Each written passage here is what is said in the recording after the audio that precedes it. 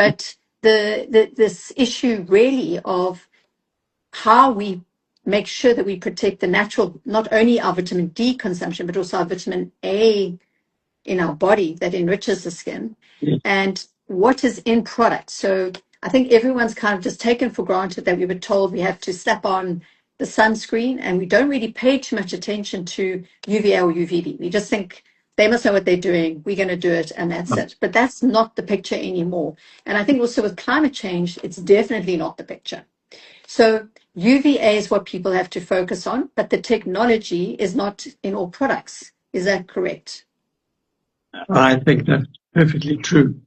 Sometimes you see these sunscreens of 100, SPF 100, or you hear about them. Now, the thing is this, first of all, we aren't exposed in the sun long enough for the 100 to actually work all that time. But the other thing is this, that it doesn't matter if you're using a 100 or a 50. You have to reapply it after about an hour or two.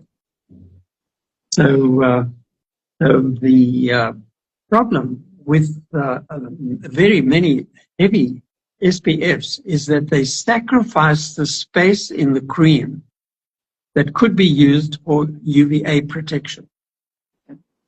So this is where we're looking for smarter molecules that can cover both the UVA and UVB. And when we achieve those in reasonable amounts, then a single ingredient will do both things very well. So in my experience, of being exposed to a lot of content around skincare, this is always so interesting to me because women, and now more and more men, it's not just women anymore, will spend a lot of money on their skin creams other than sunscreen. I just want to put that there. A lot of focus will go on what product am I using to cleanse, tone, moisturize, all that stuff. And then on aesthetic treatments, not so much on the sunscreen protection. It's in my humble opinion, because I look at, when I'm on holidays and looking at what people are buying and asking them, well, what are you using on your skin? Why did you make that choice? And often it's just, we've just spoken about it. It's got the highest SPF. It's got to protect me. I don't have to reapply all day long if I've got 100. That's the confusion. That's the confusion. And there is, according to research, and that was I found really interesting, Dr. Days, is this law of diminishing returns, because apparently the higher it gets, the less effective it is anyway. So apart from the fact of the focus on the UVB and not the UVA. So we've got two things going on here. And I thought that would be interesting to discuss. So this idea that if I put on 50 to 100, that's going to protect me all day is not true.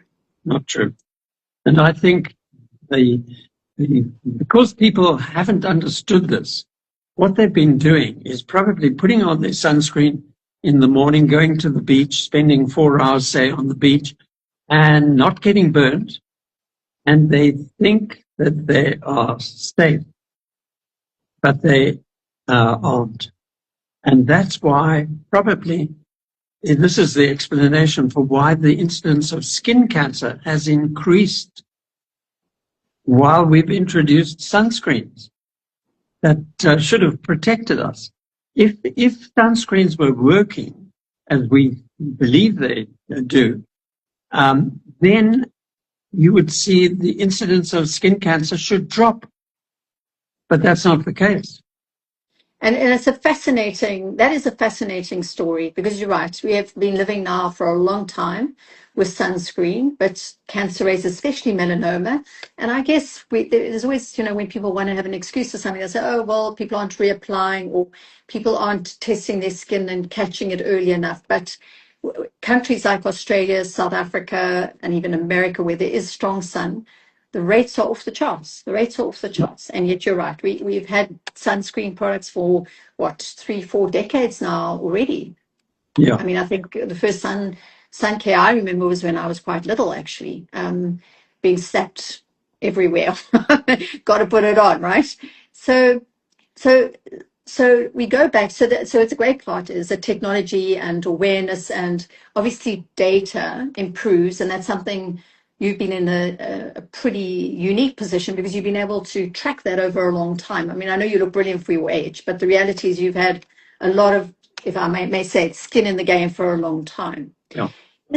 I mean, this is a very specialized, I would say quite a specialized area. It's a very competitive area, sunscreen. And I would say there's a lot of also cost competitiveness in this category. Is there enough care I mean, you're probably going to answer because we've dashed on it, but in the world of understanding what is working, and we know that certain things like the treatments around retin A and vitamin C and all these things work. When it comes to sun care education, where have we been lacking, do you think? I mean, I know you do a lot, but where do you think the consumer has maybe been failed in the story?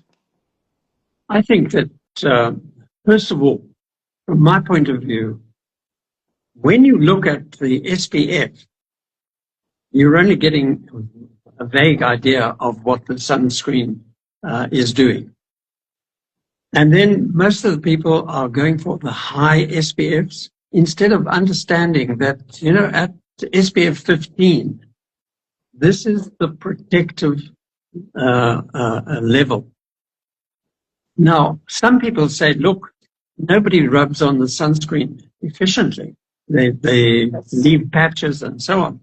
So, or they use too little. Certainly, they are using much less than are used in the laboratory when you determine the SPF properties.